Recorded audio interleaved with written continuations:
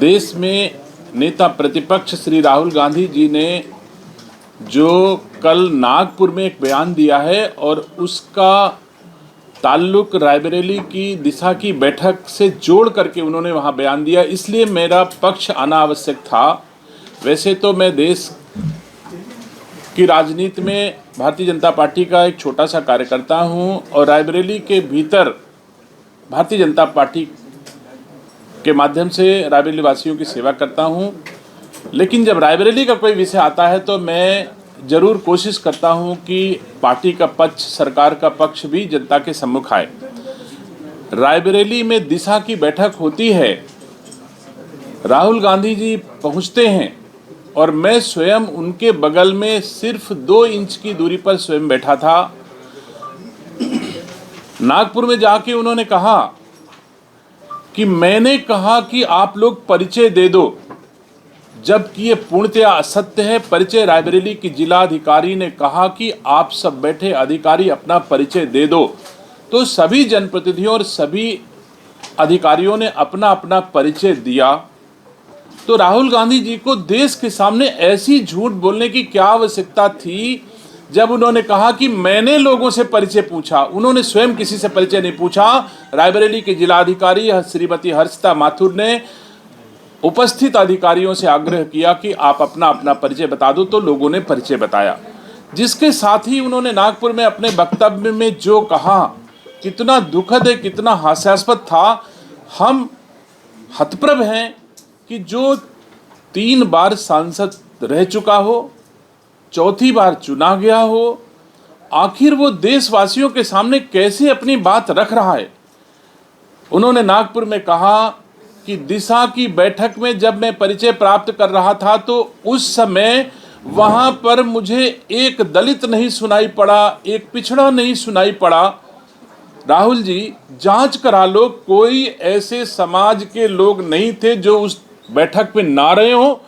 लेकिन अगर सस्ती लोकप्रियता कायम करने के लिए, देश में अशांति पैदा करने के लिए आप ये भाषण देते हैं तो वो आप जाने, लेकिन देश आपको कभी माफ नहीं करेगा। उस बैठक में सभी समाज के लोग उपस्थित थे और आपने कहा कि इसमें दलितों की और पिछड़ों की उपस्थिति, आदिवासियों की उपस्थिति नहीं है।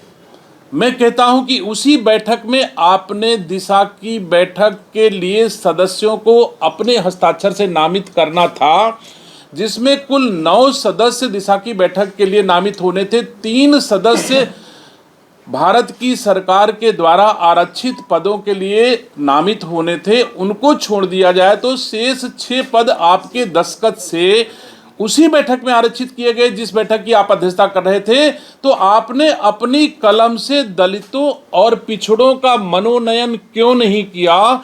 उन 6 में से केवल 1 पासी और 1 यादव का आपने को नामित किया है, बाकी 4 अनारक्षित आपने स्वयं किया। जिस बैठक में आप स्वयं अध्यक्षता कर रहे हो और जिसके बारे में नागपुर में बोल रहे हो, उसी बैठक में अपने दस्तखत से आपने दलितों और पिछड़ों के साथ अन्याय किया और उसके बाद आप नागपुर में बोल रहे हो कि वहां तो ना दलित दिखाई पड़े ना पिछड़े दिखाई पड़े, जबकि सभी जातियों के लोग वहां उपस्थित थे। तो राहुल गांधी जी, पहले शुरू करो। 1951 से आपने दलितों और पिछड़ों को, आपने, आपकी पीढ़ियों ने क्या क्या दिया है, उनके साथ कितना कितना जुल्म किया है, ये देश जरूर आपसे जानना चाहता है। कि 1951 से मैं देश की बात बिल्कुल नहीं करूंगा, वो हमारे मोदी जी जाने, राष्ट्रीय नेतृत्व तो जाने, लेकिन मैं रायबरेली में जानता हूं कि रायबरेली में आपने 1951 से अब तक रायबरेली में होने वाले लोकसभा के चुनाव में रायबरेली की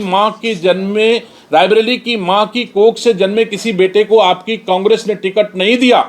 और रही बात दलितों पिछड़ों की, तो मैंने एक डाटा प्रस्तुत कर रहा हूं अपने प्रेस के लोगों के माध्यम से, जिसमें 1951 से 2022 तक हुए विधानसभा के चुनाव में कांग्रेस के द्वारा दिए गए विधानसभा के टिकटों की सूची आपके सम्मुख प्रस्तुत कर रहा हूं, जिसमें 8 बार चुनाव का ब्यौरा है। वैसे मैं 51 से ब्यौरा दे सकता था, लेकिन बड़ा हो जाता, तो मैंने केवल 91 से आपको ब्यौरा दे रहा हूं। 22 के बीच में 8 बार विधानसभा के चुनाव हुए और 4 अनारक्षित विधानसभाएं हैं रायबरेली में, आपकी लोकसभा में, और 4 में केवल 4 लोगों को आपने आरक्षित श्रेणी पिछड़ों को केवल टिकट दिया है। एक भी इसमें से किसी दलित को आपने टिकट नहीं दिया है।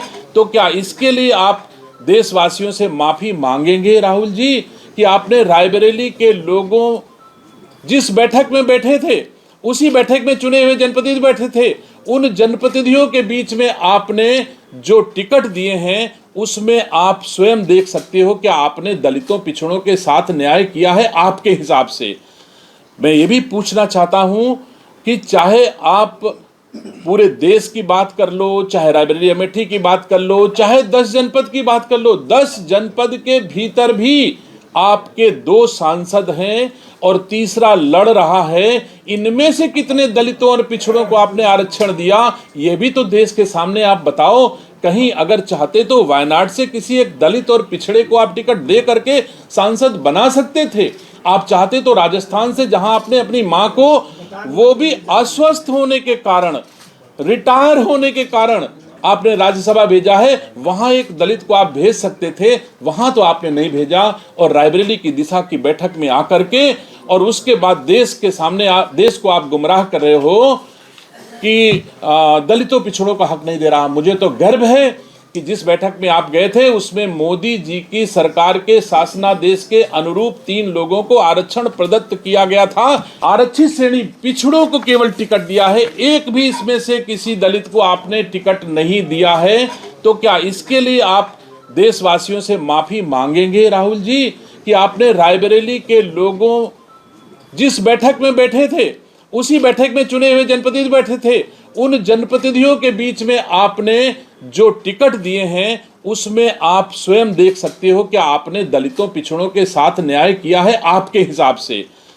मैं ये भी पूछना चाहता हूं कि चाहे आप पूरे देश की बात कर लो, चाहे रायबरेली अमेठी की बात कर लो, चाहे 10 जनपद की बात कर लो, 10 जनपद के भीतर भी आपके 2 सांसद हैं और तीसरा लड़ रहा है। इनमें से कितने दलितों और पिछड़ों को आपने आरक्षण दिया, ये भी तो देश के सामने आप बताओ।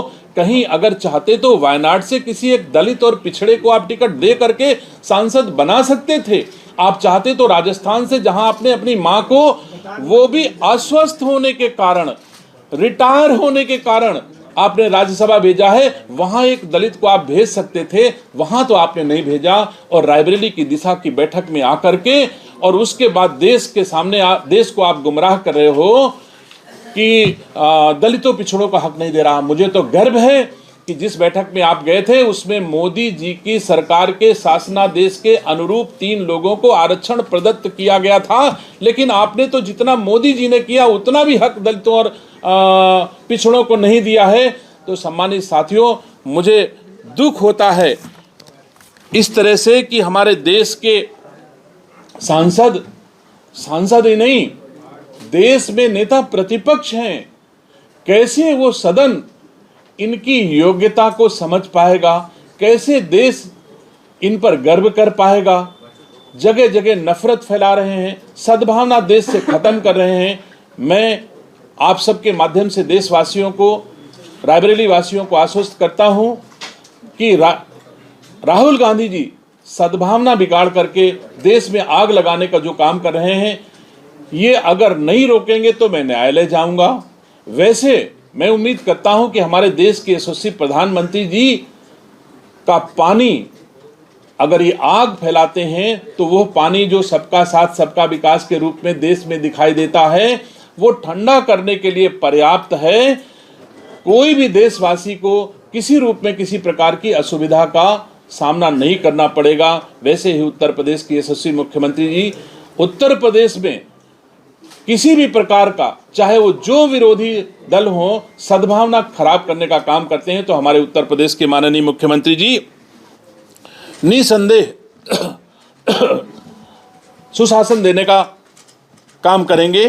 तो मैं राहुल गांधी जी के लिए ईश्वर से प्रार्थना करता हूं कि भगवान उनको शक्ति दे, ऐसे हास्यास्पद बयान दे करके देश को, और जब देश के बाहर ही ऐसा बयान देने जाते हैं तो सचमुच देश की गरिमा गिरती है, देशवासियों का अपमान होता है। ऐसे अयोग्य सांसद को निसंदेह बचना चाहिए।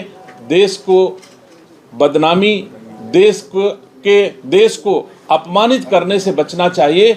मैं उम्मीद करता हूं राहुल गांधी जी आगे ऐसे बयान नहीं देंगे, खास तौर से रायबरेली के माध्यम से। और मुझे इस बात का दुख है कि जिन लोगों से नफरत कर रहे हैं 80% लोगों से, उन्हीं लोगों ने वोट देकर के इनको संसद पहुंचाया है, तो क्या उनसे माफी मांगेंगे कि हमें आपका वोट अब नहीं चाहिए? तो ऐसे ऐसे हास्यास्पद बयान राहुल गांधी जी रहे हैं देश के सामने।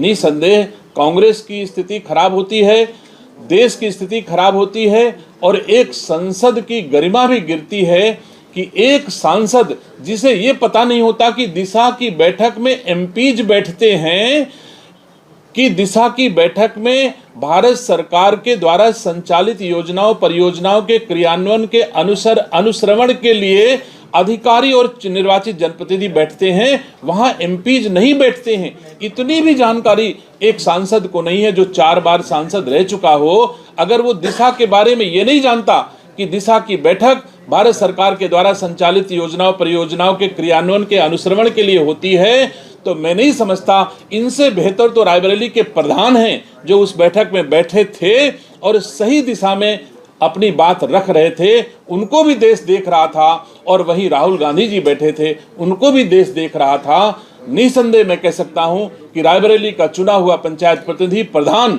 रायबरेली के चुने हुए सांसद से कहीं गुणवत्ता परक भारत की सेवा कर रहा है, रायबरेली की सेवा कर रहा है। आप सबका धन्यवाद।